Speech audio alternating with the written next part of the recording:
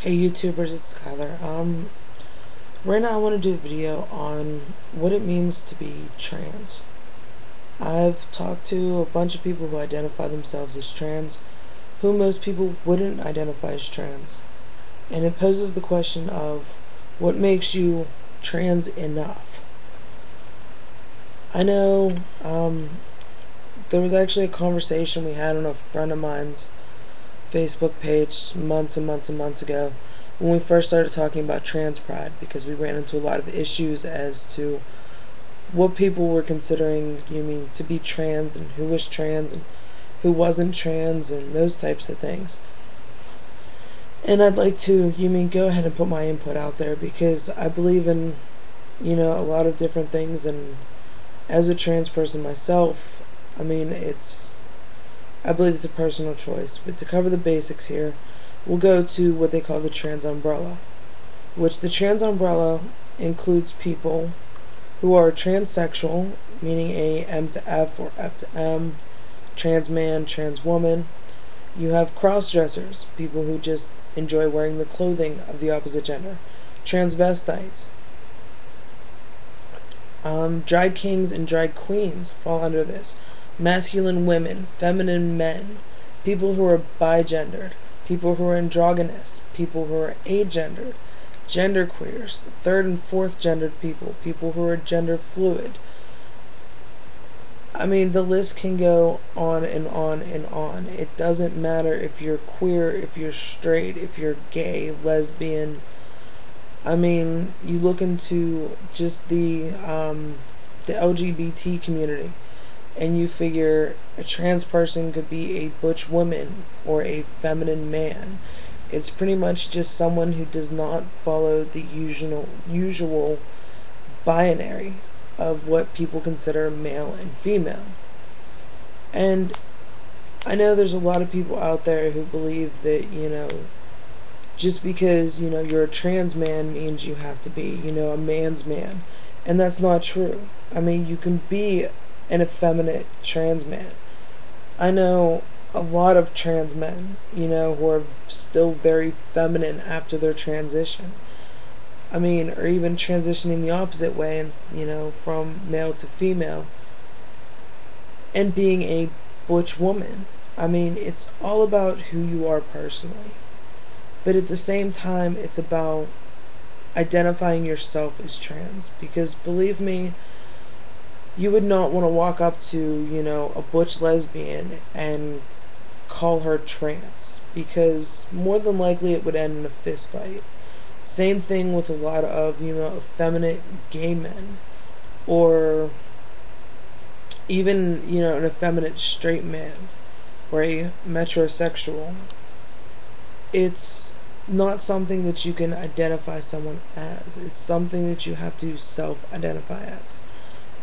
I consider myself trans because, I was born into a female body, but I'm really, male. I'm really a boy. Actually, I don't even most days consider myself male. I consider myself more of a boy. I don't go with the whole gender thing. I apologize, I'm a little itchy. I don't see a reason for gender. When I look at people nowadays, I don't see gender. If you consider yourself male, then in my eyes you're male. If you consider yourself female, in my eyes you're female. The camp out trip I went to, the trans camp, was helped open my eyes a lot to it, because I saw trans women who were walking around, pre-surgeries and everything else, and to me they were women, whether they still had their male anatomy or not. They were women. Same thing with the trans men. Not having top surgery and walking around with, a chest, it doesn't make you any less of a man. Which has helped me become more comfortable with myself as I sit here in just the sports bra and Unbound. It doesn't matter to me, and it helps me be able to look at myself in the mirror and see, a man. Anatomy has nothing to do with, how you identify yourself, or what your gender is, or who you are. It's all about self-discovery and how you want to identify yourself. If you want to consider yourself, a flying purple people eater, then hey, be a flying purple people eater. I know it's a little extreme, but it serves the purpose. It doesn't matter, if you're a butch woman or a feminine man or a feminine woman or a butch man, or born one sex and want to be another sex, or don't want to consider yourself either gender, or you just be who you are. I mean, there's so much information out there that, especially when looking at transitioning, and when I first started looking at transitioning and watching videos of guys, and I mean, the majority of what you see is, guys who transition and they're, you're all-American boys.